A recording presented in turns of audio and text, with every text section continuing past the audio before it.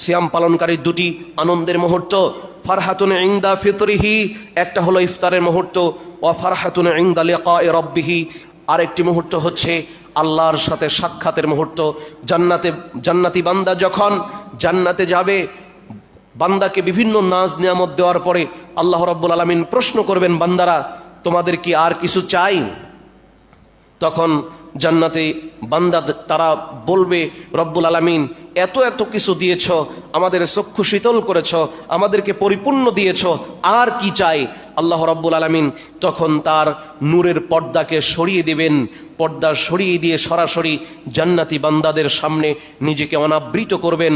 জান্নাতি বান্দারা অপলক নয়নে বিস্ময়ে হতবাক হয়ে মহান মালিকের দিকে তাকিয়ে থাকবেন। এভাবে তারা যেন বিমোহিত, একেবারে হিপনোটাইজড হয়ে যাবেন, মন্ত্রমুগ্ধের মতো অপলক নয়নে, মানে বিমোহিত হয়ে, কোনো নড়াচড়া নাই, অবশ হয়ে গেছে এমত অবস্থায়। এইভাবে কত কাল চলে যাবে আল্লাহ পাক ভালো জানে। পরবর্তীতে মহান রব ডাক দিবেন, বান্দা কেমন লাগছে মহান রবের দর্শন?